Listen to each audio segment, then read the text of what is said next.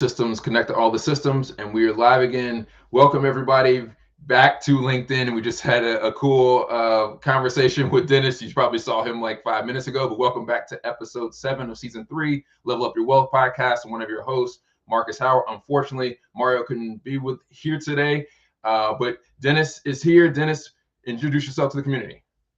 Hello, everybody. This is Dennis from the Long Island Gaming League. I've been doing this for a little bit of time now. I would say 2019. I do it for the love, and I do it for the education. So I'm very happy to be on the show, and I look forward to chopping it up with you. Thanks for having me.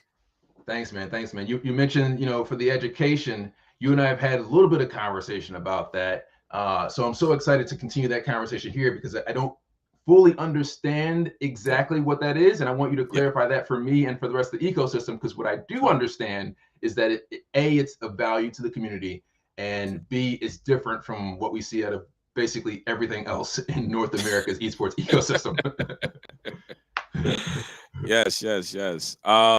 So we currently have a in-school curriculum that we teach 5 days a week, A and B classes, and we are really the curriculum is called Teaching the Game, and we're teaching the students about it's not necessarily just how to become a better gamer or understand.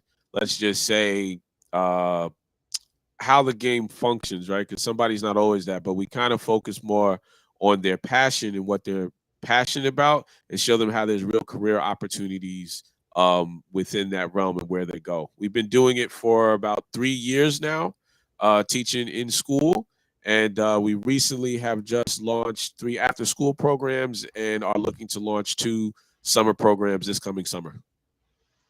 Incredible, man. So when you talk about the aggregate program, right? How many students are you impacting? Um, I would say about 100, between 120 and 150 every year. Excellent, excellent. As you know, I was just over speaking at a school, and when I talked about all the career opportunities, after I got done talking, like all the kids just ran up to me and tell me about the games they're playing, asking me the games that I'm playing, and just really excited to hear. They almost I can see in their face they felt validated that Yeah, their passion could be something more than just entertainment. And so thank you for doing that for the kids up in New York.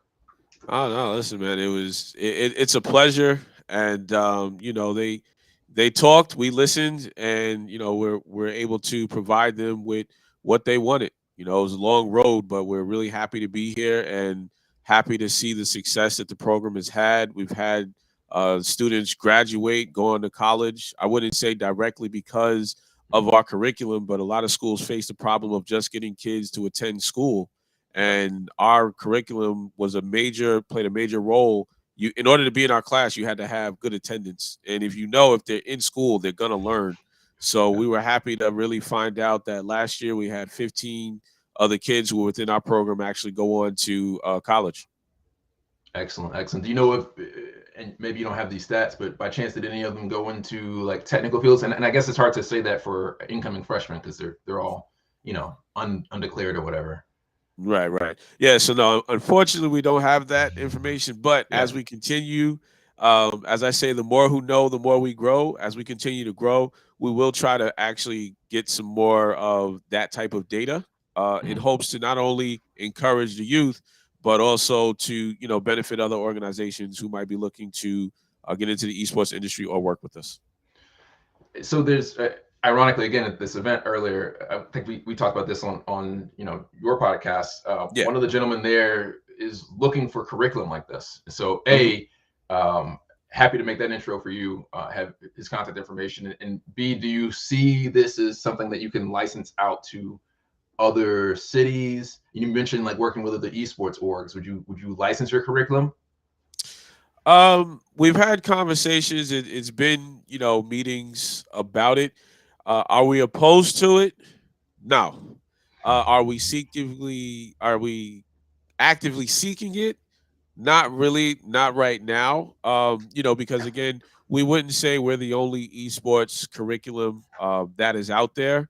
But we Mhm. just feel that ours is more um more of like a mentorship, where we're really trying to put the students first, So, where we are, it works for us. It may not translate somewhere else, but we would love the opportunity to have the conversation and see if we can do something that could either help them with what they're doing or if what we're doing is a fit for them, depending on what their objectives are. Uh, the communities you work in, are they predominantly urban, predominantly rural, more of a mix? Urban, Like urban. Okay, yeah. urban. So Yep. that might not necessarily align with the tier one ecosystem here in the US, but Yeah. it maybe it should. Yeah. So it's more urban, underdeveloped communities, Mhm. things of that nature with the troubled youth, Mhm. the ones who kind of look overshadowed or aren't really paid much attention to or aren't catered to. So we're Mhm. really trying to make an impact in their lives to where they can really seek out other opportunities. Okay. And so can you talk a little bit about what inspired you to launch Long Island Gaming League, or what you doing before that? Like what's Yeah. the origin story here? Oh, I guess funny origin story, but all right. So no, so the origin story, it came from my friend Mitchell Backus, and prior to getting to this, we were always working with the youth and kids. We had a show. It was interactive, how to create a podcast, and Mitch, he's a very big sports fan. So it was around March Madness, and he was just like, "Hey, I want you to get into these brackets. I want you to do it." And I'm like, "Man, I don't know nothing about no basketball. I mean, football, you're pushing it. Basketball, I'm totally lost." So he's like, "Oh, you got to do it. You got to do it." So I was like, "All right, fine, I'll do it." So he called it what was considered to be friends and family. So I'm like, and the reason why he called it that was because I was picking teams based off if I had a family member or a friend that lived in or around that particular state that was going in there. That was my bracket. I did pretty good. I didn't win, but I did pretty good. Okay. But I say that to say this, right? So he was always making fun of me. But then as we were doing our how to create a podcast, we were just hearing what the kids were talking about. And they were talking about video games and esports and they're playing all the time. And even they would have a podcast about it. So I was just like, wow. So let me take a look at this, esports thing. I used to play games, but it wasn't even called esports back then. Right, And right. from wanting to help the youth and actually having their ear and being able to listen to what they were saying, I was just like, oh, what if there's something we can do to kind of help them in this growing industry? So I go back to my friend Mitch. I said, "Yeah, Mitch, guess what I'm gonna do?" He's like, "What?" I said, "I'm creating a league." And he just looked at me like I had like 5 heads. He's like, "What?" He's like, "You don't even play sports." I said, "Yeah. I know. Don't worry about that. But listen, this esports thing, the kids are loving it. I think we could use this opportunity to teach them how they can take full advantage of something that we never could." I said, Mhm. my phrase is, if we knew what the NFL was going to be when it first got started, we'd have moved differently. And Right. that's kind of how I looked at esports. So I was like, well, listen, these kids have a amazing opportunity. And if I can only show them the way, then that's my job. And that's Mhm. kind of how I fell into, getting into what it was doing. It wasn't because I saw the industry and I was like, oh, okay, I want to make a lot of money in this industry and it's going to be great. And, or I even play games. It was like, wow, these kids are talking about it and it's wide open for them. So why they should understand what this opportunity is. And that's how I Okay. got into it. Excellent, excellent. That's an awesome origin story. Thanks for sharing that. Yep. With your business, are you still side hustling the business, or is it full time for you? Like how has the growth been since 2019? The growth has been good. Um, I would say, I mean, I could go, I guess, more full time. I Hmm. don't. I do have full timers. Yeah. I guess for me, I love what I do, just even outside of esports and gaming. So, and it also allows me to create more opportunities from the outside going in. But I think at some point, maybe I'll kick my butt over there and be full time locked in. But right now, my team does a great job of running it, giving out the job opportunities, to them. It's a great feeling. So Okay. Okay. So maybe after 2XKO launches, right, and you yeah. become a professional 2XKOer. Yeah. When that launches, that's it. I'm gonna become a professional gamer. That's cool. That's cool. And obviously, again, you're having some success, and you've also written a Yes. book. Can you talk Yes, a little yes, about yes. that? Oh, well, funny you might ask. Aha! There we go. Right. So the book is the Esports Millionaire Mindset, building a successful tournament organization business.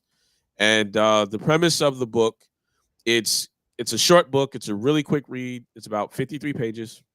And I did that for the purpose of, if you're a gamer, maybe you want to read a lot, maybe you don't, maybe you got other things, right? We're just going to be honest, we're going to call it what it is. Right. And then if you're not a gamer, but you're interested in getting into the industry, but you have kind of more of a business mindset. So I wanted to create the book, and it's a pretty much a how-to guide, a step-by-step guide on how to create a successful esports tournament business. And now some people may look at that and be like, okay, the Long Island Gaming League or myself, what skills do I have to do this? But since I would say 2020, we have done over 100 different events, Mm. and these were not your traditional um, tournaments. They were Right. events that were a wide span of different opportunities, unique ways to get the community involved in gaming. So I thought, well, if I was able to do this with the little bit of knowledge I had about esports, if I was able to provide my blueprint on how I was able to get a venue, to get sponsorship, to get gamers, to find all these different things and be very successful at it, I wanted to share that information with others in hope that maybe their passion, whether it is to be a tournament organizer or it's a baby to make some side income or like a little side hustle, Right. this book would really help them, because the way it appears to be in gaming, in my opinion, to make money is you got to be a really good gamer. You got to stream a lot. Mm. You got maybe be a coder, depending if somebody buys your game and it's a job. Essentially, there's not very many avenues for a newcomer to step in to start to generate money. Yeah. So the book was based off of, once you read this, you have a step-by-step guide, and a bonus of it for anybody who is listening. If you buy the book, you read the book, and you come up with an issue or you're having trouble, you can reach out to us. You can reach out to my team, and we will help you, almost like hold your hand to get you through the chapter you might have got stuck on, Mm. but get you to where you're trying to be, to where at least you will have your first event, or we'll partner with you to help you do your first event. That's how So much we believe in the book, and we want people to actually try it, because there's a lot of ways to make money in this industry, and tournaments feed the industry. So it's like one of those jobs where the bigger games get, the more tournaments and events they're going to have. So essentially, you're building a good base to float with the rest of the rising tide. agreed. Agreed. I don't know if you saw. I think this was in Kenya. Who shared that? James Fudge shared a what was it, like a cease and desist letter, basically, that the Mhm. Kenyan Esports Federation basically told a grassroots organization that they had to cancel their event Yeah. because it wasn't registered, or it seems like very draconian, authoritarian. Like, we're the ecosystem, we're the gatekeepers. So if you don't go through us, you're not allowed to do your event. Right. And I guess if you follow some of the extra context that's happening on Twitter around this, Mhm. there were death threats and other things, kind of mafia Wow. Wow. responses. Wow. Yes. Well, I will say in the book we do kind of cover how to avoid some of those pitfalls. Okay. So yeah, so we do have in the book how to avoid some of those pitfalls, because when you're doing for money, when you're doing it with certain aspects, or you can't do certain things, there is things to kind of address that. So one of the things that we would say, to give you an example of an event that we did, that we won't run into those type of issues, so to speak, right? Yeah. So we did what's called a esports library.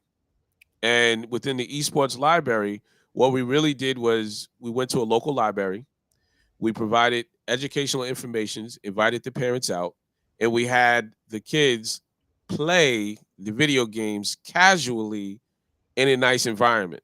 Mm. But it was still an event nonetheless. Yeah.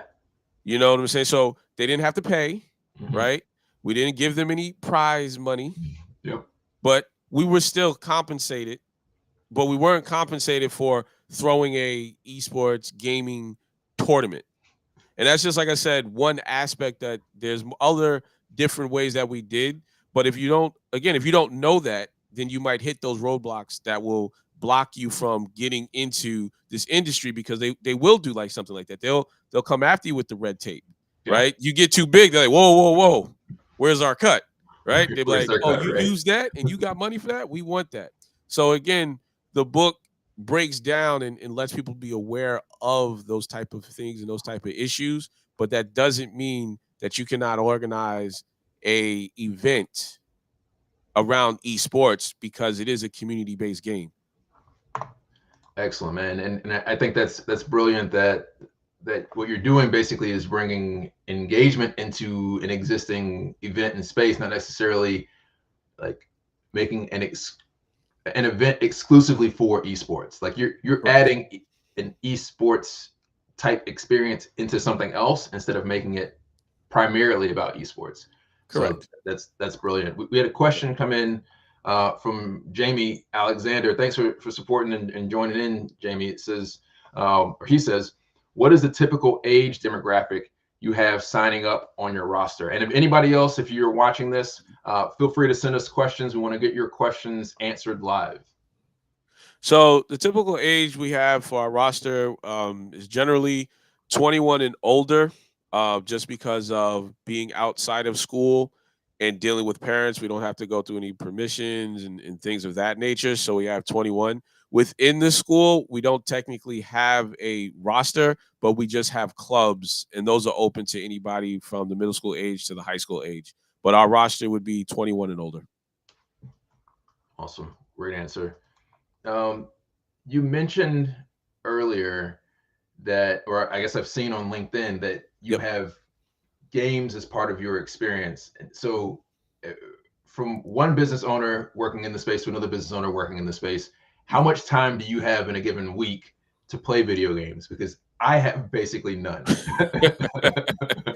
Oh man, how much time do I have to play them? Maybe it kind of replaced Sunday football, Yeah, so that was my time slot. yeah. So so let's say I give it maybe like 4 hours, if I'm lucky on a Sunday and I'm not too busy. So it's more of a rest, relax, and reset type of thing that Hmm. I'll play video games. Outside of that, I'm just kind of enjoying. I would say starting to enjoy other people play video games, and that's pretty much it. And the That's game I play is Apex Legends or Call of Duty. okay. And so what I've seen, I think, is you branching out into other games that aren't in first person shooters in that category. Can you Yes. talk a little bit about that? I think that's brilliant, first and foremost, but Oh, can you thank you, just thank you, thank you. All right, talk so more about so that? you talking about story time gameplay. Exactly. I didn't know the name, but that exactly Yes, that, yes, what you yes. said. Storytime gameplay. All right. So, storytime gameplay is not actually me playing the game.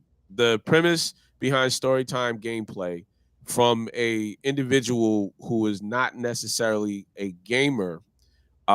You have Twitch, you have YouTube, you got Facebook, you got Kick, and you have all these streaming platforms in which you're watching video games. And the thing that I had is this is just me, and I don't know if anybody else can relate to it. Is I can't watch somebody play a game for an extended period of time, and I really don't know what's going on. So it's a lot to digest. Mhm. If you're a gamer, you fully understand the concept of the game. You're locked in. You're watching this person, you're understanding their craft, you know why they hit certain buttons, like you're tuned in. But if you're the average person or somebody kind of getting introduced to games, you don't really understand it. So story time gameplay, we took the concept, it was like, okay, well, how about we shorten it a little bit more? We put a little bit more context to it, but we still highlight the gamer, and we highlight the gamer in a way that they still get to do what they enjoy doing. But as a Long Island Gaming League, we get to be able to share our passion for gaming with those who might not be able to do it. So the videos are usually 8 to 10 second clips of a gamer, doing his thing with gameplay, and then we just try to focus on that video, enhance it so it's easily digestible for the rest of the community. Okay, so you basically make like bite size like summaries of whatever the game is. Yep, we break it up into like series. Okay. So we Okay. do Cool. cliffhangers and everything. So we definitely take the time to edit it and make it so as you're engaged and you're watching it, you don't necessarily know what the player is going to do because it's real life, right? If you've Yeah. never seen a movie before, you don't really know what's going to happen in that movie. You're still Right. watching it. Some Yeah. movies are good, some movies are bad. Yeah. So with that principle, we're just like, okay, well, if you're watching storytime gameplay, which are usually RPG games currently, Hmm. you get to be a little bit more involved or dive into the game. You can be like, all right, this is gonna be boring, but oh, that was kind of cool. And you might leave, right? Hmm. Or you might that was kind of cool and you'll watch more. And then when the next episode comes in, it picks up right where that last episode or gameplay ended.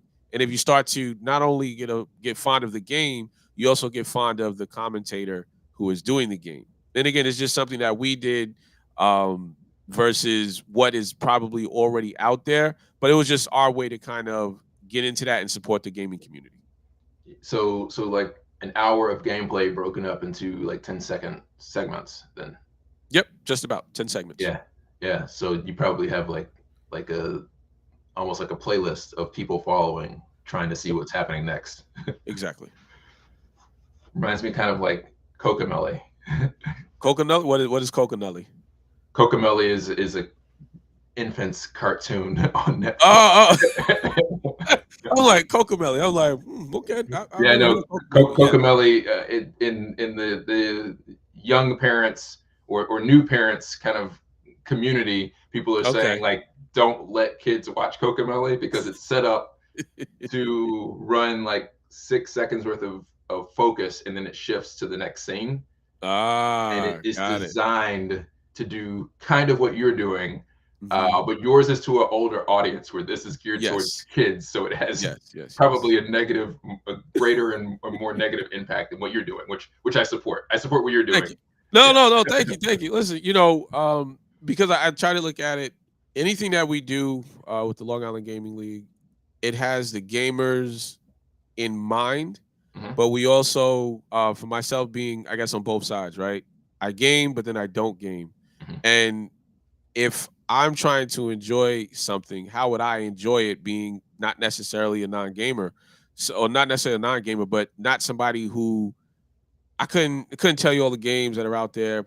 I'm not gonna get the highest score. I'm a casual You're a gamer. casual gamer. Yeah. Yeah. So we just Me too. thought that story time gameplay would be a really interesting way to get the broader community to support local gamers and see what they're passionate about, but the industry overall giving it more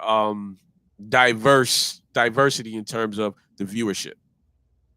I think and maybe you've seen this. It could also be an on ramp, like you said, to like introduce games to traditional non gaming audiences, Hmm.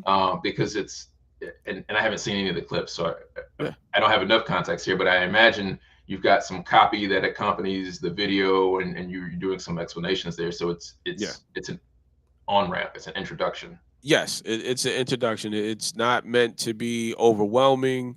It's not meant to, replace what other people like. It's just an alternative for individuals who are not as familiar with those platforms that I mentioned, that Mhm. they don't tune into those platforms all the time. And if they just kind of come across this and they're like, oh, that was a cute little, that was an interesting game, and maybe they might want to go out and go buy it.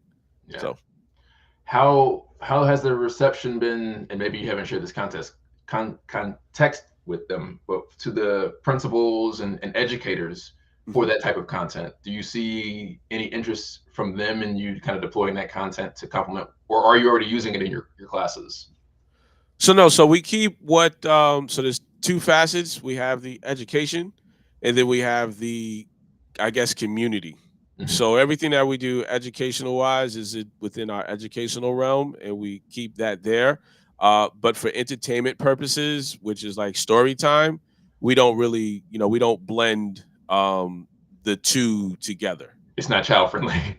Yeah, no, the videos are child friendly, but we don't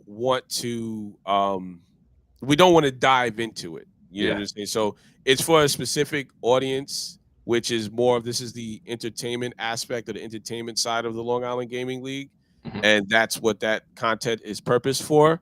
Versus the education, we provide different content, Okay. for them to digest. That fits into that realm. Okay. So it's not like we don't. We know one shoe doesn't fit all, Mhm. so we move accordingly, and we cater to our two different demographics. Okay. So Yep. you mentioned that you have, kind of 18 plus or 21 plus esports events, and you had about Mhm. 100 over the last year. Can Yes. you share a little bit more insight into like the types of events? Are they all like one category? Fighting games? Do you have kind of arcade kind of social experience? What Hmm. does that mix kind of look like? So our mix is it's just that it's a mix. So we have social events. We have we don't really do too many tournaments, Hmm. in that regard, but it's just really like social events. Like we have an event, depending. I know we're live now, but we have an event, and it's called it's with a company called Flex Fight, and we're going to be having digital fighting games and real world fighting games at a UFC arena based event. So if you just came out to watch a UFC fight and your fighter's not up, you can come and play some games with us, right? And you can play a fighting game. And if you're a fighter, right, and you're like, oh man, I always wanted to learn martial arts, Mm. well, there you have it. Because most of the games are some type of combat. So we do different events that are like that. I wouldn't say outside of the box, but very much relatable to the community. And I look at it as just because you're a gamer doesn't mean you're not somebody outside of that, Right. right? Right. If you're a gamer, you could be a doctor, you could be a lawyer, you could be a teacher, you could be a bus driver, you could be, you could be so many different things. You could be an adult. So why does gaming only have to be for gamers Right. if you can't make gaming relatable to everybody else? So that just gives you another idea of, again, it's all in the book. Right. Again, Right. to say so again, if you thought that concept was interesting, you've never heard of it before, but it has worked extremely well. Like the event is sold out, Yeah. so Yeah, I think it makes sense to, and you're already showing that it's successful, like bring gaming into other events instead of trying to build up like these massive events. Like building yeah, up the international to have that happen every other week, A, isn't realistic, and B, it clearly isn't sustainable. right. But if you have all these other events, like people there play video games, and people there might play video games. Hmm. I tried to do something similar. It was like a major boxing, like a celebrity boxing thing that was happening here, like streamers. I don't know any Right. of the names of the folks, but it was here in Tampa. I was like, Hmm. hey, Tampa Bay, it would be cool if you let us come set up like some boxing games or some video games. And nobody got back to me. So I'm glad that you're having success. Thank you. Thank you. Yes, yes, yes. I will I will definitely make sure to post all of the insights and hey, maybe now next time when they come back, you'd be like, look, it works, It okay? works, right? It See what works. he You did. See didn't you what he didn't get it did. the first time, but it works. We got another question from Jamie. He says, Yes. do any of the students help run tournaments? Yes, they do. So at the end of the year, within our curriculum, the students put on their own tournaments that they spent part of the year developing their teams, their general managers, and then they host it at the end of the year as part of their, I guess, not graduation, but a part of their accomplishing and finishing our curriculum. Awesome. Um, from what's your perspective or opinion rather on Mhm. venture capital for your business? Is that something you would be interested in? Wouldn't be interested in? I would be interested in it. Yeah. If there's a venture capitalist who we could sit down with and they truly understand what our motives are and our passion is, and it's not a financial motivation. It is, if we work together, how is this specifically going to help the gaming community, right? Um, and that is kind of how we operate in everything we do, even with the event that we was talking about, flex fights, right? How does that specifically help the gaming community? Like, why would we work with a fighting organization? Hmm. And the reason for that is because if the average gamer has never been exposed to that opportunity, that experience, then we want to be able to present them what they are used to and bring them to an experience that they can be exposed to. Mhm. So that's kind of how we operate. So if there was any venture capitalists out there, yes, we would love to have the conversation, and sit down and see how we can continue to do what we do and support the community. And if venture capital will allow us to do so, then we're all for it. Cool, cool. Well, like I said, I had that event yesterday. It went really well. Some areas of improvement for me and for the event. It was supposed to be Hmm. 2 hours. It was like 2 hours and 10 minutes. So Yeah. just some small things I got to work on. But hopefully that will come back in April. In Yeah. the meantime, I'm pretty sure I have to go figure out who said that. But I saw a post on LinkedIn. There is a gaming industry kind of VC event happening Okay. in New York on the 29th. Mm, Sebastian Park is one of either a panelist or featured guest there, featured speaker. I need to go dig that up, but I'll send you the link. It, absolutely. it, It's right in it, my backyard. it was the way I read it, it seemed to be less inclusive than it could have been. Mm. So I'll see. I think there's like not like a wait list, but like I'll send you the information on it. Yeah, Hopefully, yeah. Send me. they'll let you be a part of what they got going on Yeah, this year. listen. If they let me in, great. If not, the one thing I would say we've been very good at is self sustainability. Mm-hmm. So we're not going anywhere. We've been here for a long time.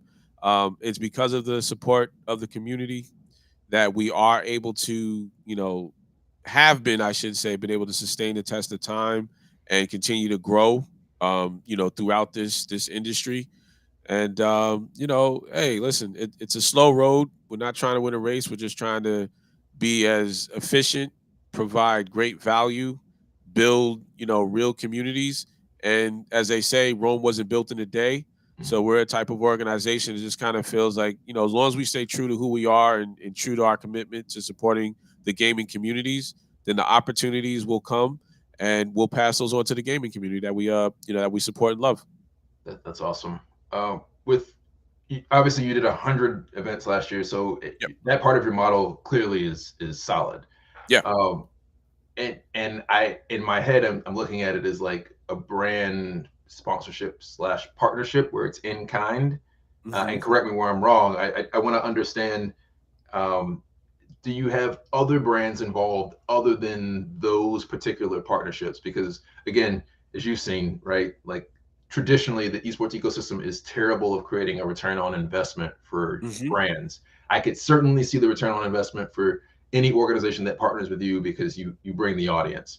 How does Mm. that work for other types of brands that you've worked with? So you're saying any brand that we worked with, That's what not a would be the venue, basically. I guess is the shorter way to ask that question. so any other brands we work with that's not a venue, how we Not a how we venue. give it value add? Yeah. So we worked with um multiple sclerosis.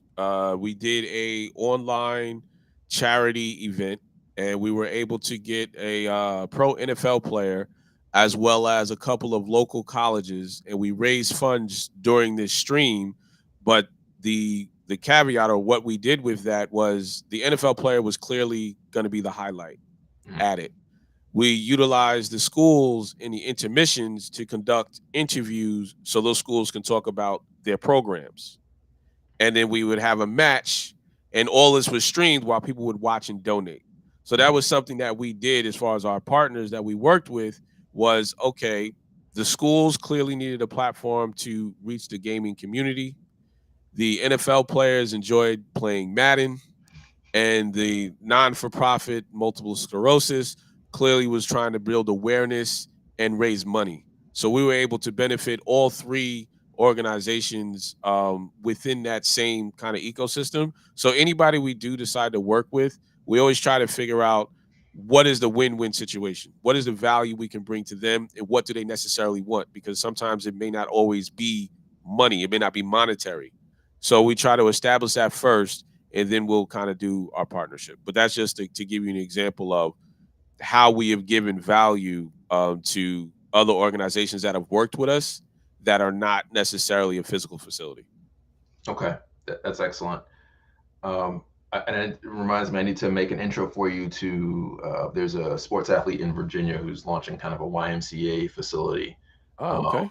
and he's adding an esports lab to it. And I Oh, okay, don't think he cool. has the curriculum yet.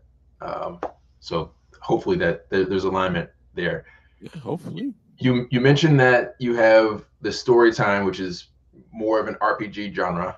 Hmm. In urban communities, we lean more heavily on sports games and fighting games. Hmm. Have you, in those 100 events that you did last year, have you branched out into first-person shooters or puzzle games, or there's so many genres of games. You kind of stick to a Well, core. we did do for the fighting game community. Hmm. We have this is season 2 of Dojo Rivals. So Dojo Rivals is something that we put on for the fighting game community to kind of come out and compete, and it's kind of like under our league play aspect, where we help them with their stats and stuff like that. So we do Dojo Rivals, well, Dojo Rivals, but Dojo Rivals too. So last year we did it with Street Fighter. Okay. This year we are trying to decide what game we might want to have as the Dojo Rivals 2 game, Okay. fighting game. So you still kind of just generally stick to like fighting and sports then, outside of the story time, or do you have other genres that Uh maybe that's a growth opportunity, or not even your yeah, focus? it where we are, we kind of go with what the community deems they want to do. Yeah. So we don't try to force any particular games into the community. Hmm. So we kind of like go with the ebb and flow of the thing. And that kind of works for us because again, we're going back to we are community centric. Hmm. So that kind of narrates what we get into, what we do, and why we do it. Did you get a chance to play Knockout City at all? Wanted to get your thoughts on that. No, I've never played Knockout City. I never even played Fallout, but everybody talks about it. That was like from what I've heard, that's a popular game. I've never played that. It's a If very, if very it's not a popular. first person shooter, I haven't played it. Apex, Call of Duty, that's it. Right, right. Knockout City is kind of like Apex Legends, except instead of having Really? guns, you have dodgeballs. So it's more of a mix of like either Oh, Apex Legends or Fortnite, and I would say NBA Jam. really? Yeah. Okay, okay. I would play it. Okay. So Okay. So I would definitely play it. it might be an opportunity for you. Check it out on your machines first. Unfortunately, the studio that makes it, which is also ironically based in New York, Bellin Yeah. Studios, they decommissioned the multiplayer server back in July Uh, last year, but it's still available on Steam. So okay. you're 100% like welcome and allowed to download the game. They have a server instance that they give you instructions to set up and run. I was Okay. thinking about like the work you've done in libraries, that Yes. that might be a great opportunity because like parents and teachers and senior elders in the community still have lots of apprehension about games with guns.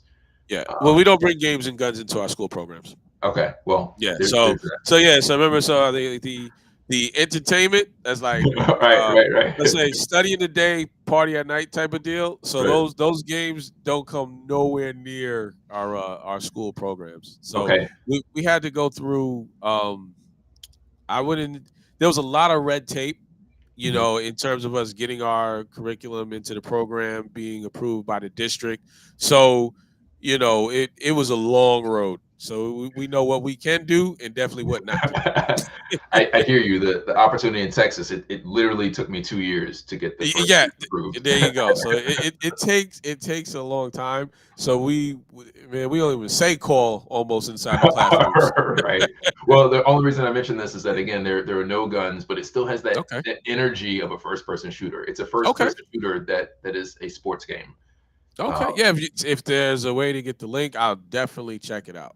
I'll send it to you. I'll Definitely. send it to you.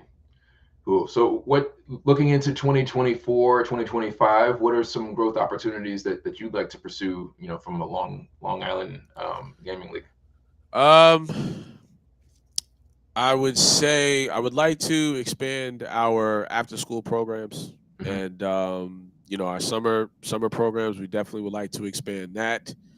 Um, what else would we like to do?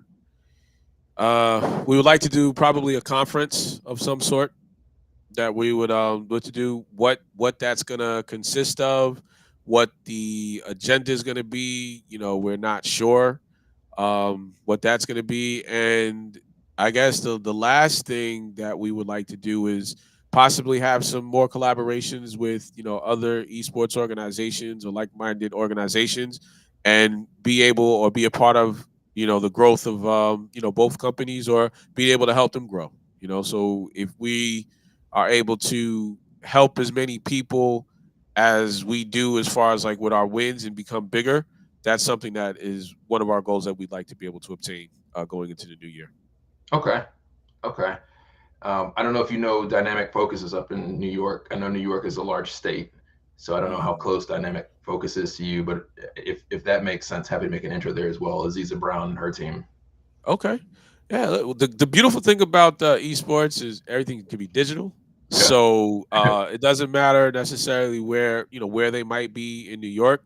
We may not be able to do anything face to face, but it doesn't mean we couldn't collab on something, virtually, and exposing, their community to our community, or our community to their community. That's the beauty that we find in the gaming world, when it comes to collaborating with other individuals who may not be in our physical location. But if there's ways we can help or connect outside of that, then we would love to. So yeah. Awesome. Awesome. I forgot at the beginning of the podcast, and I forgot because Mario's not here. We Yeah. typically do Yeah. a RPS game, rock, paper, scissors. Okay. Mario does against the guest. Since he's not here, if you don't mind, we can do a quick round of that. Let's get it. What I'm going to do is put the link here in the chat. Oh, I thought we was about to be like this. Yeah. Uh, Eh. digital, digital, digital, This is digital that, digital okay. that. Let's So get it. Let's get this it. Yeah. I also want to introduce you because this is gonna be perfect for the school. Or actually, Okay. let me not front load that. Let's play this, and then I want to hear your thoughts about this being leveraged as an asset for you and the students in Okay. the schools. So I click the link now. Click the link now. Yep. Okay. And click Got it. on Let's I think rock. let's rock. Yep. And Okay. then the red button that says quick match.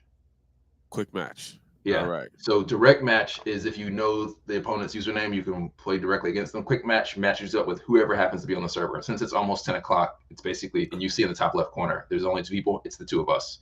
Okay. Fair enough. Let's get it. So what I'm going to do is share my screen. You Okay. try not to screen cheat. All right. Well, I have a separate screen open, so I can't see All right. yours. All right. Cool. Cool. Cool. Even better. All right. So All I'm right. going to do a screen share. So the rest, everybody else can watch it. Let's see Everyone who else. gets it. One second. I keep forgetting. I have to. All right, so now everybody can see the game. So the way it's set up is just like rock paper scissors. Each time you pick a card, you either win, lose, or draw. If you win, you get a point. First to 10 points wins. Okay. This system also tracks both your selection history and mine, so you can start to Ah, see trends on I got how the you're W, playing. baby. And Oh, then dang. Okay. in this game too, you can actually get logos on the back side of the cards. Oh, okay. So like if you're talking about sponsors who or if the school wants to do some branding and some engagement, that opportunity is there. Okay. Okay. So when I spoke at the school earlier, an hour and a half ago, we had the school's mascot on the backside of the cards. Oh, that's actually pretty cool. All right, that's like the third draw in a row. We was drawing like crazy. Yeah. All right. All right. Make a It's little comeback tied up there. at 3. Okay. Okay. This is actually pretty cool. So this is responsive web design. So while we're playing on a computer, we actually played this over at the school on all the parents' cell phones. Really? So Yeah. everybody was able to, I guess they downloaded it No, and so like, there's nothing to download. So we set up a tournament instance specifically for the school. So you can okay. only log into that tournament with the QR code that I had in my presentation. And then there was Uh, 60 people played. wow. So how did they all see like their own individual screen or They see this interface, and then there's okay. also like you see up in the top left corner where it says leaders. Leaders is a leaderboard. Ah, I got it. I got it. So every time you win a match, right, it's first to 10. If you win, you get a point. If I win, I get a point. And if Okay. the other one of us doesn't get a point, the leaderboard is it's a regular leaderboard. So Got it. Got it. Got it. uh, This is getting intense right here. Oh, Here we go. Here we go. Here we here go. we go. Y- Oh, I win. I win. All right. Oh, So in this scenario, I would get a point. You would still be at 0 points on the leaderboard, okay. and so it just continues. You set a start and end time for the tournament, and it just continues to tally up Mm, points on the leaderboard. And then, like at my event, I said whoever has the highest score at the end of the 2 hours gets a signed copy of my book. And I had wow. a lady there who had 5 points. No, so definitely to answer your question, do I see this as being valuable within our programs? Absolutely. Because it definitely keep it will keep our students engaged, and I like that part about it. And sometimes simplicity works best in situations where you may think you need to do a whole bunch. Yeah. Like sometimes kids can be overwhelmed with so much stuff. So if you can simplify it, I like that aspect of it to where it's still fun and still kind of gamey and competitive. It's simple, Mhm. and I think that I like it. I like it for those for those reasons. Okay, cool, cool. So Yeah. I will introduce you to Eugene. He's in Spain. He Okay. helped me set this up today. So he should be able to help you grow that through Yeah. the New York ecosystem. Yeah. Yeah. No, just I would love to. And I think if you said he could put a logo on the back of it or something or on the card, then we start Yeah, put a logo actually, on there. I have And my phone. I took a screenshot before the tournament was over. Let me see if I can find this real quick so you can see what that looks like. okay. Here, here are photos. I don't know how to use my phone. Photo, where's gallery? I guess I can't do that. Oh, here it is. Why is there a picture of fish? Let's see, fishing. I didn't take a screenshot. Oh, okay. I don't think I saved it. All right. So anyway, it just had. Maybe I can ask the lady who organized it, send it to me. Anyway, it just had the students' logos on, not students' logos, the school's mascot logo on the backside of all three of those cards, your opponent's Okay. cards. No, that's cool. Yeah, definitely. Definitely connect us. Would love to. Okay, cool, cool. Well, with that, we're close to the end of the hour here. Before we go, A, thank you for your time. B, how can people connect with you, connect with Long Island Gaming League and everything else you've got going on this year? Where can they find your book? This is Okay. the time for you to promote all the stuff you're working on. All right. All right. All right. So first, I'm gonna say Long Island Game League. Check the digs. So no. So the best way to find us is just to go on Google, type in Esports Long Island, and we pop up everywhere. So I would say do that first and foremost. And if for some random chance you can't find us, you could just our Instagram is at sign LI Gaming League, and that is our social for all of our platforms: Twitch, YouTube, Instagram, Facebook, Twitter. Again, it is at